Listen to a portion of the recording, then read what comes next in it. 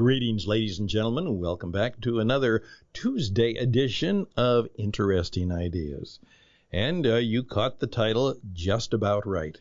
It certainly is an interesting idea, and it should get your attention, as it got mine. So let's go with it. The realization that I am raising my grandchildren's parents is important to me. Now let's catch it again. The fact that I am raising my grandchildren's parents is important to me.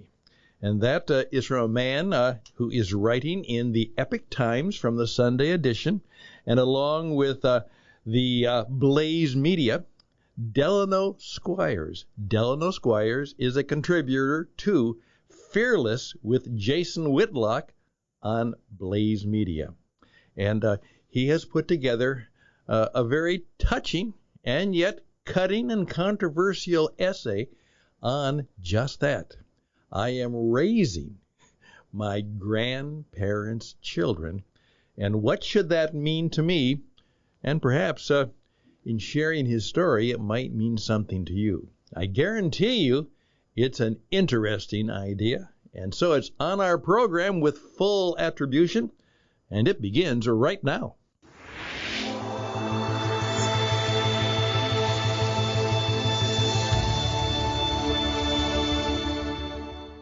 All right, here we go. And what I'm really going to do is I'm just going to try and do a little audio or radio performance of Delano's work, and you'll be able to check it out. Once again, Delano, D-E-L-A-N-O, Squires, Making Boys into Men. Did you get that? Making boys into men. He says, as someone who thinks about my family in both immediate and generational terms, the reality that I'm raising my grandchildren's parents is a sobering reminder that my actions will have a profound effect on people I've yet to meet. This is why I feel a particular responsibility to model the types and traits and behaviors I want my two sons to embody as they grow from boys to men.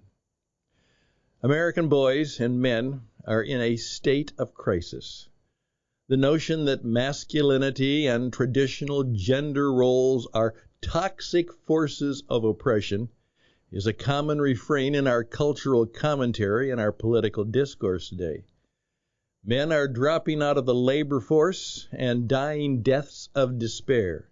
We live in a culture where, legislation aimed to promote fatherhood is criticized, and drag queens reading to children in public libraries is celebrated. As a black father raising sons, I also know they'll enter a world with unique challenges related to masculinity. The fact that homicide is the leading cause of death for young black males, and that more than 70% of black children are born to unmarried parents, shape the expectations that many black boys have for their own lives. He continues, our culture has a lot of things to say when it comes to men. I'm a Christian, and so I turn to my Bible, not to social norms, to guide my thinking on the characteristics of what I would call healthy masculinity. And the first lesson is that no man should feel ashamed of being a male, because God created him that way. I also believe that men function best in environments marked by order. So I'll teach my sons that men who want to lead families need to be led by God's Word. That will give them some order. They also need to know that women are neither enemies to be engaged with on the battlefields of the culture wars, nor objects to be demeaned through music and media. They should see their female counterparts for what they are, created beings made in the image of God who are equal in worth, but distinct in form and nature. Men and women are meant to complement, not compete with one another. Rejecting these differences is how we came to see chivalry as patronizing and pornography as empowering. Part of my job is to ensure that my sons don't fall prey to that type of thinking. The familiar motto of provide and protect feels countercultural in an area of degrade and neglect. Are you getting it? That's quite, you might say, not only a mouthful, but an earful and a mindful in just these first 5 minutes. So may I continue? He goes this way. He says, American boys and men also need to know that despite what some people think, responsibility isn't a dirty word. In fact, the ability to care for yourself and be accountable for others is what separates boys from men. The ultimate act of manhood is being willing to commit to one woman and the children that you two create for a lifetime. Men and boys today need to see the vocations of husband and father as central to their identity. This is how I was raised. My father and his peers would frequently remind the boys in our church that laziness and unwillingness to provide for your household were traits of an ungodly man. He continues, I also want my sons to know that life is so precious and valuable that part of their job is protecting it.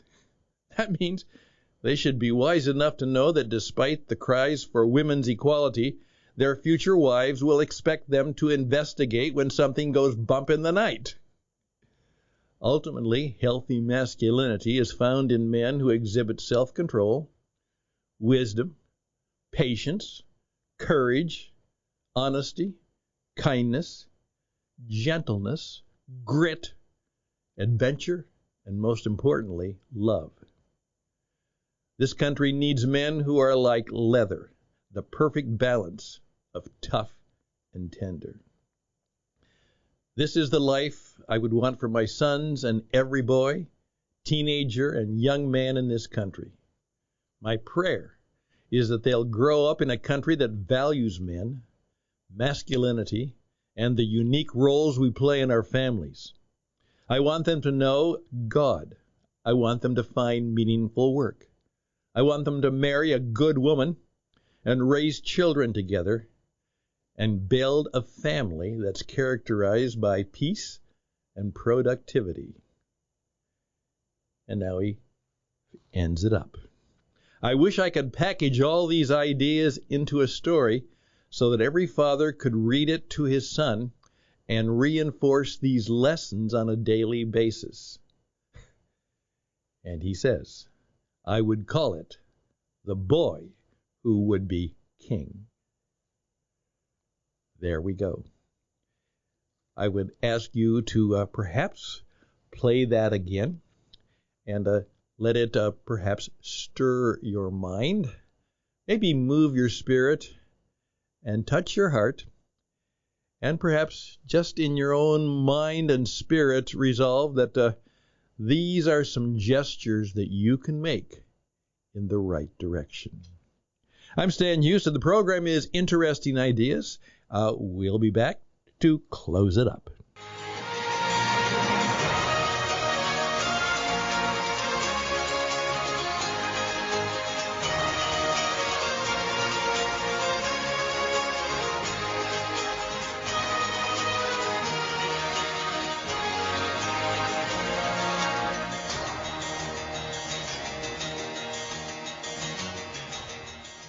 So it's a busy Tuesday, and so our little time together is just about 10 minutes.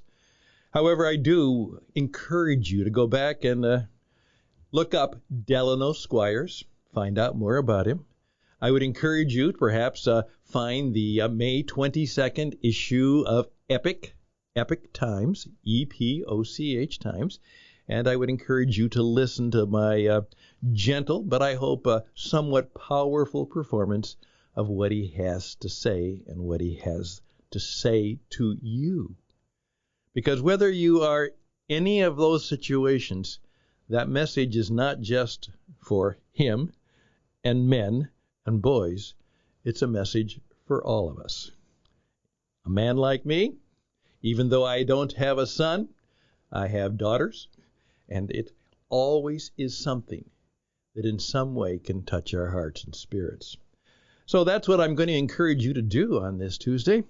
And again, join us every day as much as we can. Usually throughout the weekday, we take a little break on the weekend, but the program is Interesting Ideas, and we'd like you, hey, if you find something that is as good as I found, and you want me to perform it, or you perhaps even want to talk about it on the radio yourself, we can do that. I would have loved to have you give me your thoughts and your comments about that article. And that's what this program is designed to do. So I'm asking you to think about always saying, how could I be and say something for Stan's Interesting Ideas program this week? That's what I want you to do. What could I find, think, or say, or do that I know I could raise my hand, send an email to stanhustad@gmail.com, and audition my idea and who I am to actually be one of the guest presenters and commentators on Interesting Ideas.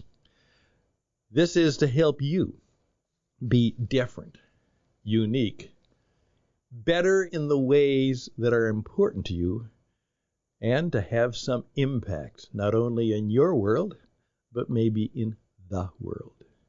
So truly that the world will know you're around, you're good, you're smart, you should be listened to, and that you matter, because they matter too. Always close with a benediction. So simple prayer and good thoughts for those of you who are, yes, in the midst of raising your grandchildren's parents.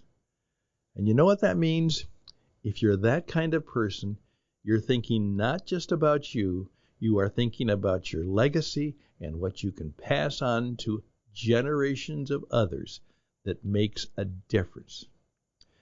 As someone said about a gentleman who went out into the world shortly and spiritedly in his life, but the person said about him, he is still making a difference, a bigger difference than when he lived, years after he died. Making a bigger difference after he died than he did when he lived. Again, just let that sit on your head for a while. All the best. Bye for now.